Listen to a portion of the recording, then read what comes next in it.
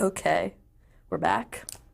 So, because we've glossed over a lot of your career in this interview, so I wonder if you could just mention a couple of the shows we've left out that you also had a part in.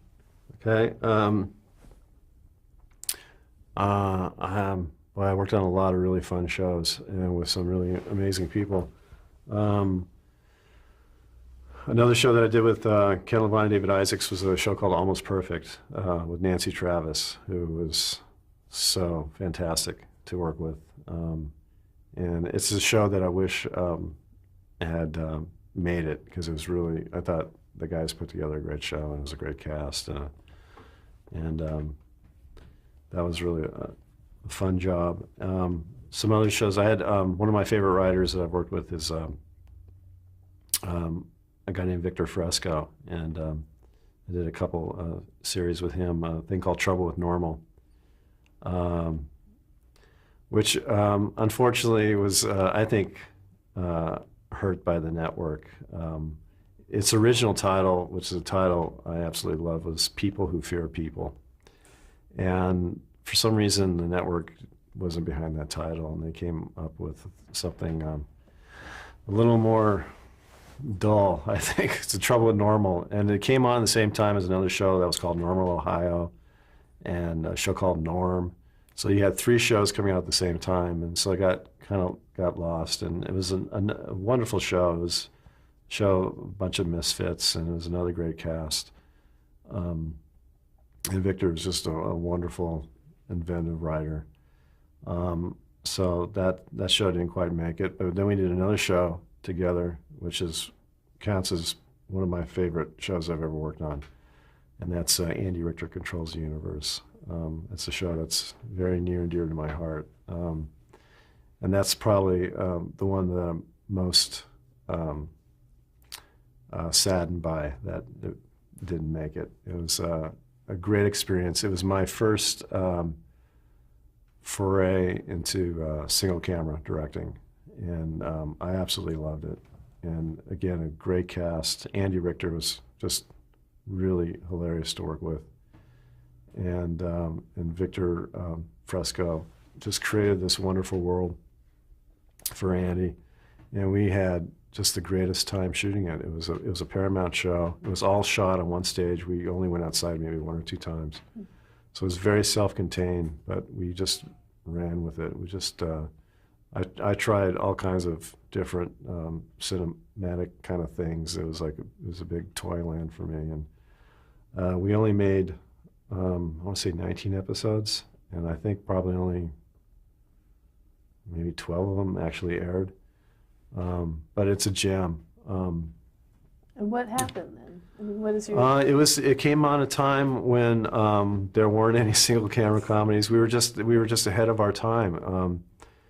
It was a show on Fox, and Fox just, I think there were people at Fox who really believed in the show and loved the show, but I think maybe the people who were running things, they just kind of scratched their heads over it. I think they just quite didn't get it.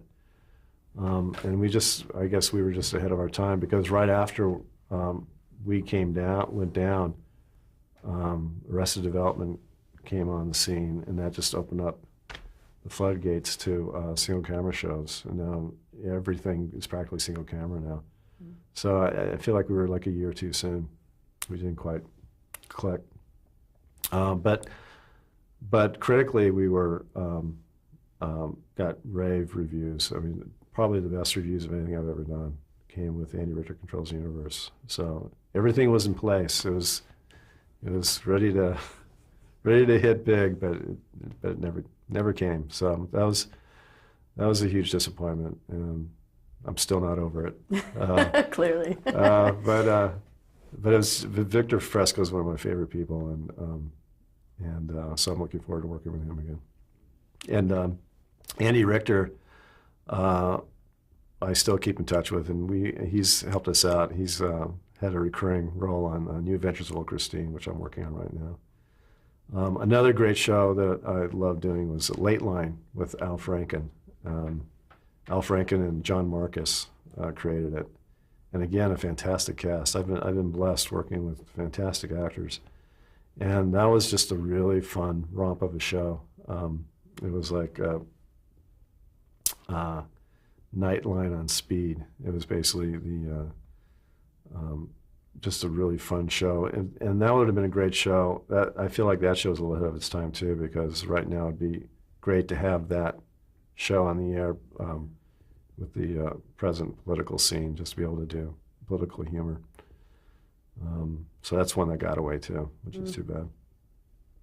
And boy, I've worked on a lot of stuff. It's kind of there's been a lot of things. Well, coming full circle, there's all this talk about the Seinfeld curse, right? And Right. You know, you worked on a show with Julia before this current one called Watching Ellie. Yes. And to you, I mean, what is it? I mean, what is it that, you know, what are the elements that are necessary for a show to be successful or not? I mean, is it anybody's guess? It's What's anybody's guess. And there's so many things that stand in the way. It's amazing. It's so hard, first of all, to get a show made. It's hard to get it on the air, and it's even hardest to get it to stay on the air. So it's really, it's that thing you hear all the time. It's trying to get lightning in a bottle, and it's much harder nowadays than it was before. It's just. And why is that? Audience tastes are changing. I feel like the audience in general suffers from short attention span, and just in general, and I think because there's so much out there, there's a lot of pressure to hit immediately. There's no growing time. It's very rare nowadays where a show will go on the air and they give it a chance to breathe and grow. A great exception is The Office. The Office, had it been on another network, I think would have been gone in 6 weeks. But thank goodness NBC stuck with it. But those that's a rare exception. I mean, it's hard to get a show on, and if it doesn't hit, like in its first 3 or 4 weeks, the promotions start disappearing, and then. Right. And it's just tough to find an audience. Mm-hmm. How did the new show with Julia come about? Was it through your relationship with her, through the writers, and also how did you're also executive producer, correct? Right, yeah. I was at Warner Brothers at the time, and they introduced me to Carrie Leiser. Mm-hmm. And Carrie and I immediately hit it off. She's a fantastic human being and a terrific writer. And she shared her script with me, and I immediately fell in love with it because it was, it's one of those rare instances, and it seems like it's getting rare, where a specific voice is being heard in a script. It's not a generic something that was pitched and forced together, and this was a specific voice. And she said, so what would you think of Julia Louis-Dreyfus? Do you think she'd be interested in something like this? And I thought it was like perfect. So she met with Julia, I met with Julia, and then all three of us came together, and it was like Julia was immediately on board. She immediately took to the script.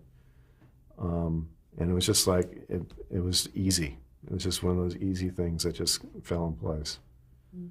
And for me, it was just a thrill to be able to work with Julia again, who was, hands down my favorite, one of my favorite people I've ever worked with. Some other people you've reunited with. What about getting back together with Ted Danson? That was fantastic. Ted, we did a show called Becker. Thanks for bringing that up. Becker, created by Dave Hackle. That was really fun. It was really fun not only to get back together with Dave again, who we worked together on Wings, and a dear, dear friend, but to get a chance to work with Ted Danson again was fantastic. And Ted was great. He came in, he wanted to do something completely different. He was just a joy. It was so great to be working with him again. And we had a good time. We jumped in and, again, had a great supporting cast that we got to hang out with. And Ted just ran with it. He had a good time. I think he really loved playing that part. Now, off camera, you told me a nice story that I wanted to get you to repeat about a special guest star you had on Becker. We had what that meant to you. We had a very, very, very special guest star on Becker that meant the world to me, that finally meet this man, and that was Dick Van Dyke. Dick Van Dyke came on and played the part of Becker's estranged father, who returns to his life just in the middle of nowhere. And it was great. He was wonderful. He was fantastic. And just to have Dick Van Dyke hang out on the set with you, and it was one of the greatest weeks of my life. He was so wonderful. He's such a wonderful man. Great storyteller. He's got so many great stories. And I was asking him about Stan Laurel, and he had some great Stan Laurel stories. And have you interviewed him for this? Oh, fantastic. Well, yes, Great. On both counts. That's a must-watch interview for anybody watching these things. He's fantastic, and he was wonderful. He was just very professional. He says, "Tell me what you want. Tell me what you need. Anything, I'm there for you."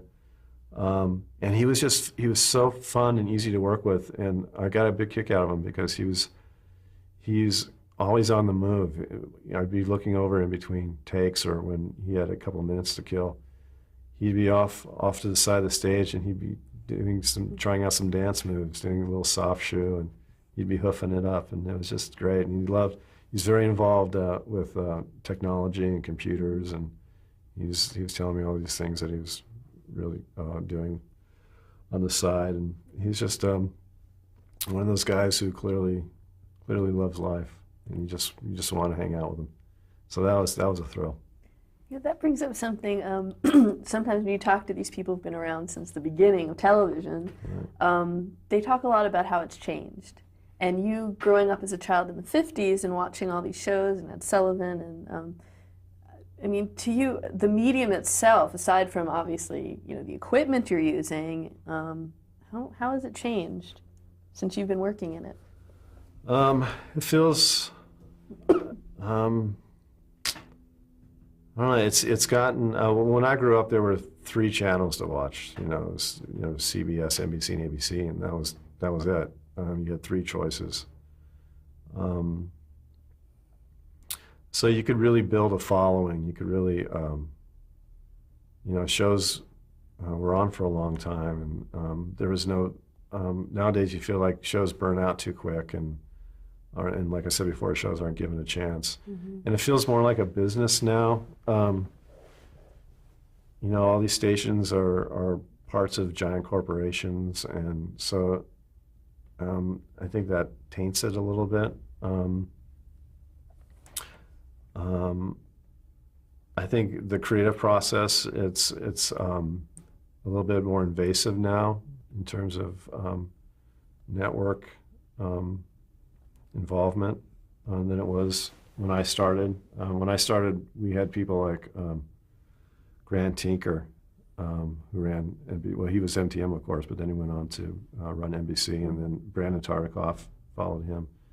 And they were just people whose style they just trusted in the creative process and the people they hired to do these shows. And that feeling really isn't around anymore. It feels like it's more of a numbers game now. I mean, no one paid attention to ratings before, other than, it's published in newspapers now. The American audience now knows what shows' ratings are, and none of that ever existed before. And it just doesn't feel as innocent, I guess, as it once was. And the internet now, they put up the promos online, and you can have it's a whole different other element of it. Right. When they have audiences that just watch a show online. Yeah, no, it's a whole new world we're embarking on. Thus the strike that's happening right now. Yeah. Yeah, it's a whole new world. It's TV as we know it is about to go through some major changes. We're all going to be watching our computers now. We'll be multitasking. We'll be instant messaging, emailing, watching television, doing homework, playing games, all in the same box. Groove into our iPods. Yes. Are there any innovations that are happening that you think are positive, that are exciting for you as a director, creator? Yeah, I think it's I think because things are happening so quickly and so fast, I think it's opened the field way up, so anything's possible. I think people, for good and bad, are willing to watch anything. So in terms of experimenting and trying different things, it's like an open meet. It's an open tournament. Anybody can come in and try anything that they got cooking in their heads. So I think there's a sense of freedom to that creatively. Talk about Curb Your Enthusiasm and working with Larry David again. Now, that's a show that seems almost a throwback in a lot of ways, even though it's maybe the most Seinfeldian. It's Larry at its extreme. Right. But in the pacing and the style, it almost feels like a throwback to some of the earlier shows of the 50s. You know what I mean? Yeah. I don't know. I mean, what was your experience like reuniting with him on that? Oh, it was great. It was I love Larry David. He's one of my favorite people. Again, I just enjoy hanging out with him whenever I get the chance. He just makes me laugh, and I just love hearing him think, because he's one of those guys who thinks out loud, and you just love whatever comes out of his mouth. I just cannot wait to hear it. So yeah, coming back and working with him was great, because what he was doing was something different. It was there was no script. What Larry would do, he would write up an outline, and he would break it down scene to scene. It was just like a paragraph representing a scene. And then we would get the actors together. We would discuss what needed to come across plot-wise. There's certain key things that would need to be said. But other than that, you turn the cameras on and let the actors perform and go. So it was a situation where you're basically trying to capture magic. You know, you put these actors, these improv style actors in front of you, turn the cameras on, and you just try to capture some magic. And basically it was all, improvised. So from me, it was just, I got to basically kind of sit back and watch, and then once we would get through a take, pick apart stuff, saying, okay, this was great when you did this, and then, because then you'd have to go back and get coverage. And so then you would kind of like try to focus in on certain areas that the improvised actors would pick up on, as well as keeping alive the storyline that Larry had written. And then as you would do another take, suddenly they would improvise a completely different direction, which was even funnier. And so you're always playing catch up a little bit. But it was such a fun way to make a show. It was like guerrilla comedy filmmaking. And Larry always talked to me. One of his favorite influences and characters in early TV was Bilko, Phil Silvers. Oh yeah. And I always kept that in mind when I was working with Larry on Curb. I only did a couple episodes,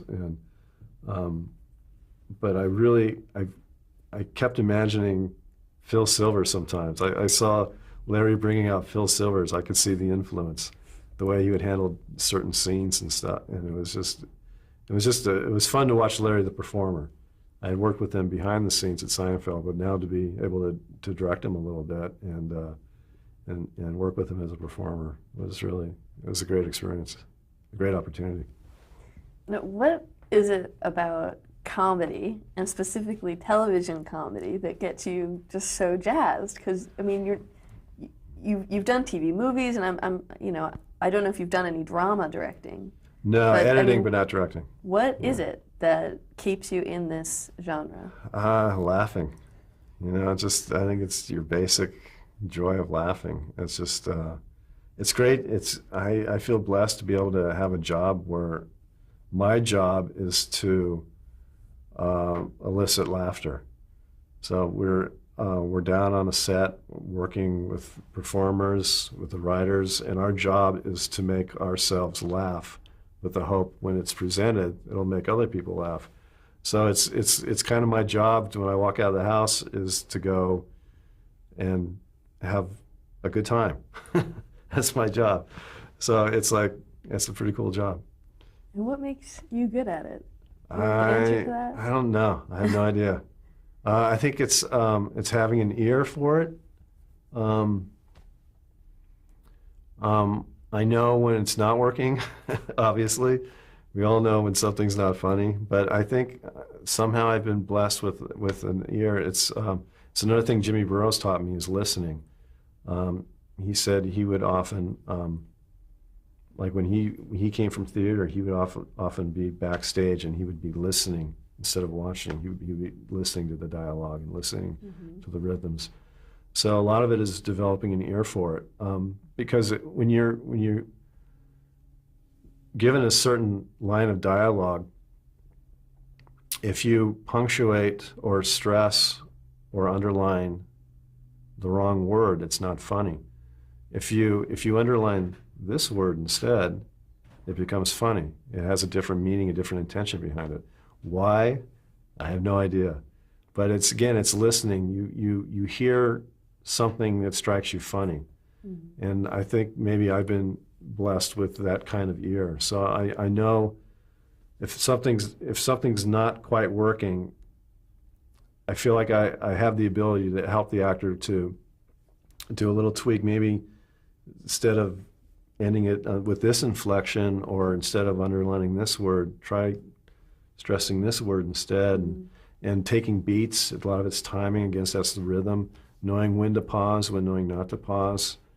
And that's just the beauty of language in general. When you go to a speech, you hear someone speaking. If someone's speaking at a constant kind of level, it's kind of droning along, you find yourself going like this. But if you built in certain pauses, that gets people's attention all of a sudden. You have pauses and you create rhythms, and it just, you go after the audience's ear. You're entertaining their ear, so to speak. And by creating those rhythms and putting a funny little, pointing up a word in a funny way, just gives it a different meaning, and for some reason it makes us laugh. And there's that element of surprise. You're expecting something, but something else gets said, and that makes us laugh. And it's a complete mystery.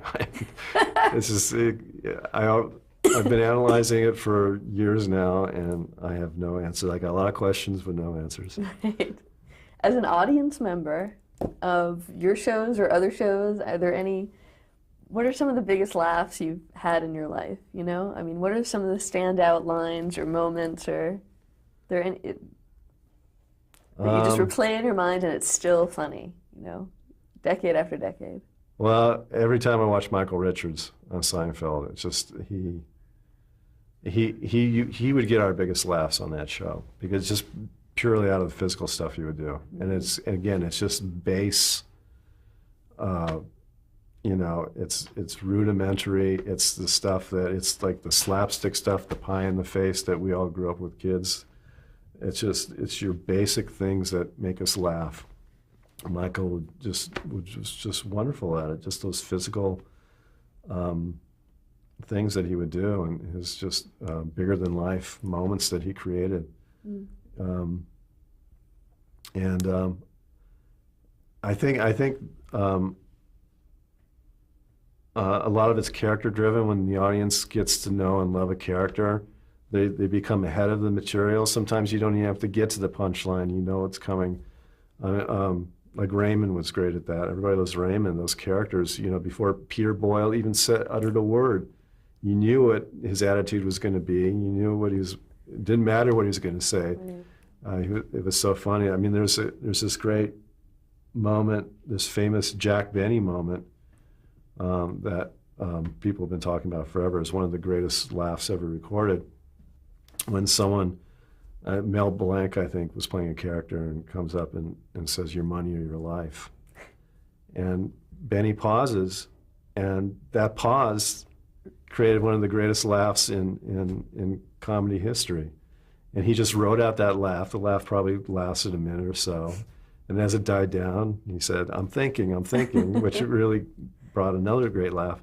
And so that's all character-driven stuff, and that's stuff that just, it hits home. It's people, it's a character that people learn to love and trust and get to know, and humor comes out of moments of familiarity like that. Mm-hmm.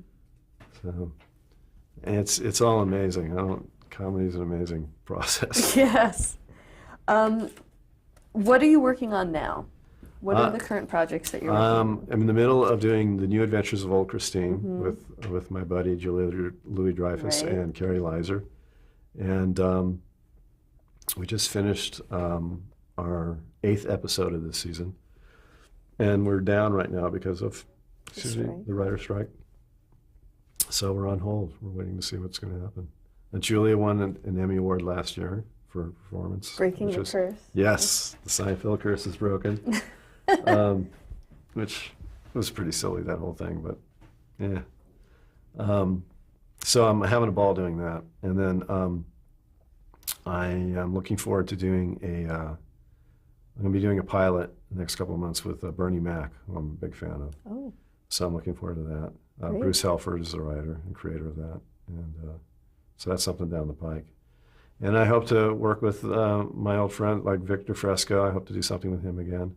And all the other people I've ever worked with that I've had fun with, I hope to work with them again. And hopefully there'll be some more wonderful talent that I'll be blessed to work with again. So I'm sure.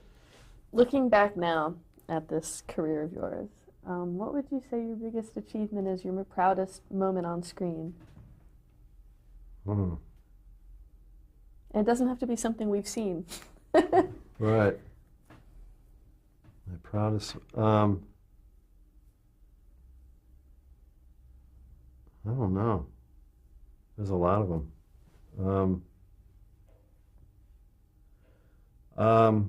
Well, it's just amazing to have been part of Seinfeld, and I mean, it was amazing to be a part of Cheers.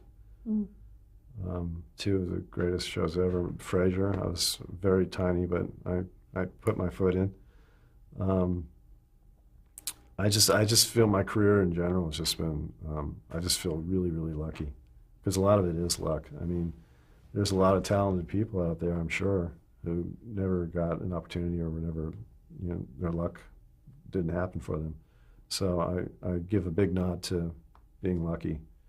And I don't know, I have a beautiful family and a beautiful wife, and that keeps me honest, and that's where I think one thing that's helped me is that's been my priority, has been my home life, and the career has been the icing on that cake. But it's I've been blessed to have a great career, but it's all been backed up with my amazing family and marriage. So any highlights for you that stand out? Other than, awards or? Yeah, I won back-to-back Directors Guild Awards when I was working on Seinfeld, which was a huge thrill. To be in that room with all those directors the night I won I remember walking up on stage to receive the award, and I'm looking out, and there's all these giants of movies and TV. And I'm looking at, there's Steven Spielberg and Francis Ford Coppola. And, it was pretty amazing that I was standing up there. And I received the award from Gary Marshall, and Carl Reiner was standing up there next to me, and it was incredible. That was an amazing moment. That was an amazing moment. Worth it. Oh my goodness. Yeah, that was a night I will not give back. Gonna keep that one. Have to. Well, I think we're at the end of this tape, so we're gonna stop, and we thank you so much for thank you. your time. Thanks. And this has been enlightening and exciting, and I hope thanks. you had a good time too. I did. I was a little nervous, but I hope I made sense. You certainly did, and I hope that you keep making a lot more of Thanks. these shows Thanks. to I keep hope so us too. smiling. I hope so too. Thank you. Thanks, Jenny. Thank you. Thank you. All right. Thank you, guys.